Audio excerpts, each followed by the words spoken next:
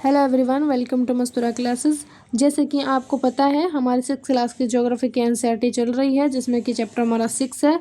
Chapter के name की बात करें तो हमारा देश भारत, ये हमारा चैप्टर है, चैप्टर नेम है। आइए हम शुरू करते हैं। तो हमें इसके भारत के बारे में पढ़ेंगे। तो भारत ये कहाँ पर स्थित है, पहले हम इसको चित्र में देखें। पहले हम इसकी लाइन पढ़ते हैं। तो भारत एशिया महाद्वीप के दक्षिण भाग में स्थित है। ठीक है, अब हम इसे देखें। वर्ल्ड मैप है, ये वर्ल्ड मैप है। इसमें हम देखें हमारा जो भारत है वो यहाँ पर दिखने को मिलता है। और ये जो है दो भागों में बंटता है। ये मतलब विषुवत रेखा से ऊपर वाला जो भाग कहलाता है वो कहलाता है उत्तरी गोलार्ध, और नीचे वाला कहलाता है दक्षिणी गोलार्ध, जिसमें कि हमारा जो भारत है उत्तरी गोलार्ध में स्थित है। ठीक है, अब हम इसको जूम करके देखें तो हमारा जो भारत है वो ऐसा देखने को दिखता है। ठीक है, और ये जो है उत्तरी गोलार्ध में स्थित है। और कर्क रेखा 37 डिग्री उत्तरी अक्षांश भारत के लगभग 20 से गुजरती है। कर्क रेखा जो है वो यहाँ से गुजरती है। ठीक है, ये कर्क रेखा मतलब दो भागों में बांटती है, एक और दो। ठीक है, दो भागों में इसको बांटती भारत को। अब इसका मतलब ये भारत का जो उत्तरी भाग है, ठीक है, जो उत्तरी भाग है वो शीतोष्णकटिबंध में है, और दक्षिणी भाग जो है वो उष्णकटिबंध में है। ठीक है, इसके शीतोष्ण और उष्णकटिबंध के बारे में मैंने सेकंड चैप्टर में बताया है। आप उसको सेकंड चैप्टर को देखिए, फिर आपको समझ आएगा शीतोष्णकटिबंध और उष्णकटिबंध क्या होता है। आइए हम अब देखें कि भारत के पड़ोसी देश के नाम। तो इसमें भारत के जो पड़ोसी देश है मतलब जिससे सीमा मिलती हो, पहले हम इसको देखेंगे चित्र में। जैसे हमारा ये भारत है, ठीक है, ये भारत जिसकी सीमा इससे मिलती हो, मतलब सीमा का मतलब होता है जो इससे जुड़ा हुआ हो। ठीक है, सीमा का मतलब होता है जैसे कि है चीन हमारे से मिल रहा है भारत से। नेपाल भारत से मिल रहा है। भूटान भारत से मिल रहा है। बांग्लादेश हमारे भारत से मिल रहा है। म्यांमार हमारे भारत से मिलता है। पाकिस्तान हमारे भारत से मिलता है, और अफगानिस्तान हमारे भारत से मिलता है।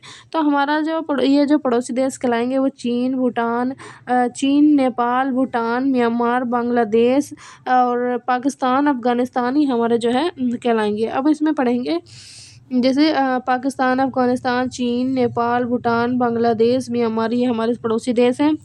ठीक है, अब हम इसमें पढ़ेंगे तो भारत के राजनीतिक एवं प्रशासनिक खंड के बारे में। तो हमारा जो भारत है इसमें 28 राज्य हैं और 8 केंद्र शासित प्रदेश हैं, और एक राष्ट्रीय राजधानी क्षेत्र दिल्ली है। मतलब जो हमारा भारत है, ठीक है, हर देश की राजधानी होती है। जैसे हमारा भारत है, हमारा भारत देश है जिसकी जो राजधानी है वो है नई दिल्ली। हमारे भारत की राजधानी है नई दिल्ली।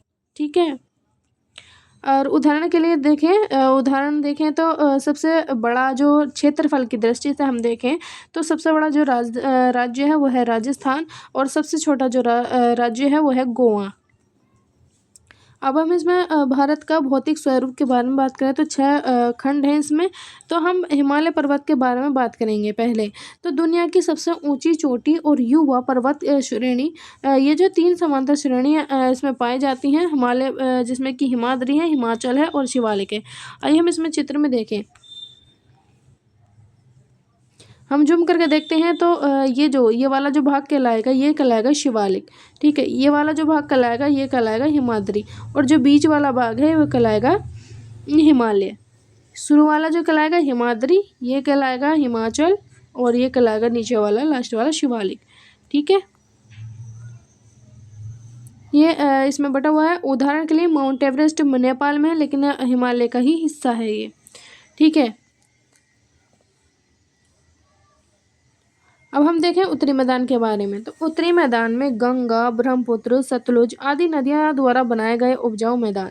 उपजाऊ का मतलब, मैदान का मतलब होता है जो वो होती हैं उपजाऊ का मतलब है जिसमें जहाँ की कृषि हो जाती है। ठीक है, जहाँ पर कृषि हो जाती है, अच्छी कृषि होती है, वहाँ जहाँ पर जो फसलें अच्छी उगती हैं उसको उपजाऊ बोलते हैं। ये जो है कृषि के लिए बहुत अच्छा होता है। उदाहरण के लिए जो पंजाब है, हरियाणा है, उत्तर प्रदेश, यहाँ पर जो है इन वाले राज्यों में बहुत अच्छी कृषि होती है। यहाँ पर बहुत ज़्यादा अच्छी कृषि होती है। ठीक है, अब हम प्रायद्वीपीय पठार की बात करें तो ये बहुत ज़्यादा पुराना पठार है। ये खनिजों से भरपूर है। जो खनिज जो सोना चांदी ये सब होते हैं इनको खनिज बोलते हैं, और ये इनसे भरपूर है। पश्चिम में अरावली है, अरावली पर्वत है। मतलब कि जो हमारा भारत है इसमें राजस्थान है, हमारे भारत में राजस्थान राज्य है, तो वहाँ पर अरावली पर्वत है। पूर्व में पूर्वी घाट है, और पश्चिम में पश्चिमी घाट है। उदाहरण के लिए दक्कन का पठार। ठीक है, अब भारतीय मरुस्थल की बात करें तो राजस्थान में थार मरुस्थल है, ठीक है।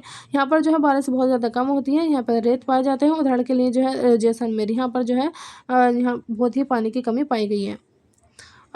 तटीय मैदान की बात करें तो पूर्वी तट और पश्चिमी तट, ये तटीय मैदान है, ठीक है। पूर्वी तट है, पश्चिमी तट है। पूर्वी तट जो है चौड़ा है, यहाँ पर डेल्टा बनते हैं। और पश्चिमी तट जो है ये संकरा है, मतलब पतला है। उदाहरण के लिए जो ओडिशा है, ओडिशा जो है वो जो है पूर्वी तट है। जैसे ये हमारा भारत है, तो यहाँ पर जो है कुछ यहाँ पर जो है उड़ीसा हमें देखने को मिलता है। तो यहाँ पर जो है इसको जो कहलाएंगे, ये जो कहलाएगा, ये कहलाएगा हमारा पश्चिमी तट, और ये कहलाएगा हमारा पूर्वी तट। तो यहाँ पर जो है ये उड़ीसा पूर्वी तट है, और गोवा यहाँ पर हमें, ये गोवा जो है क्षेत्र कुछ यहाँ पर है, तो ये कहलाएगा हमारा पश्चिमी तट, ठीक है। द्वीप समूह की बात करें तो हमारा जो भारत है इसके दो द्वीप समूह हैं। जैसे हमारे भारत नीचे वाला जो भाग है, यहाँ पर जो पाया जाता है वो हाँ नहीं, हमारा जो जैसे हमारा भारत है, ठीक है, ये हमारा भारत का हिस्सा है। यहाँ पर जो पाया जाएगा वो श्रीलंका, ठीक है। यहाँ पर जो पाया जाएगा वो पड़ा जाएगा अंडमान निकोबार। यहाँ पर जो पाए जाएंगे, यहाँ पर जो पाए जाएंगे वो पाया जाएगा लक्षद्वीप। इसके बारे में हम देखेंगे। दो हैं, अंडमान निकोबार जो कि बंगाल खाड़ी में स्थित है, और लक्षद्वीप जो कि अरब सागर में स्थित है। आइए हम इसमें देखें, जैसे कि हमारा ये भारत है, तो भारत के यहाँ पर पश्चिम में लक्षद्वीप है, जिसे हमें जूम करते देखते हैं तो ये हमें देखने को मिलता है। और ये हमारा भारत है इसके जो कि बंगाल की खाड़ी में है, पूरब में है, ये हमें देखने को मिलता है। इसको जूम करके देखेंगे तो ये हमें देखने को मिलेगा, ठीक है। उपमहाद्वीप की बात करें तो ऐसा बहुत बड़ा मतलब बहुत बड़ा भूभाग, ऐसा बहुत ही बड़ा भूभाग जो महाद्वीप का हिस्सा हो, लेकिन अगर अलग अपनी पहचान रखता हो। भारत को दक्षिण एशिया का उपमहाद्वीप माना जाता है, ठीक है। डेल्टा की बात करें, डेल्टा वो होता है जब नदी समुद्र से मिलने से पहले अपने जो है पहले रेत जो है जमा करके त्रिकोण जैसा आकार बनाती है। जैसे कि नदी बहकर आ रही है, ये जैसे कि ये हमारी नदी बहकर आ रही है, ठीक है। और यहाँ पर जो है बहुत सारी जो है मिट्टी जमा कर देगी। जब यहाँ पर मिट्टी जमा कर देगी तो जो है पानी अलग अलग धारों में बढ़ जाएगा, इन्हें वितरिका भी कह देते हैं। इसके बारे में हम ये उसमें पढ़ेंगे 7th क्लास के एनसीईआरटी में। अलग अलग भाग बढ़ जाती हैं, फिर ये जाकर समुद्र में विलीन हो जाती है नदी, ठीक है। जिससे कि इन्हीं को जो है सुंदरवन, जिसमें कि सुंदरवन डेल्टा कहला जाया जाता है। दुनिया का सबसे बड़ा जो डेल्टा कहला जाता है वो सुंदरवन डेल्टा कहला जाएगा। तो ये था हमारा आज का चैप्टर, यहीं पे हमारा चैप्टर फिनिश होता है। मिलते हैं नेक्स्ट वीडियो के साथ, नेक्स्ट चैप्टर के साथ। तब तक थैंक्स फॉर वॉचिंग।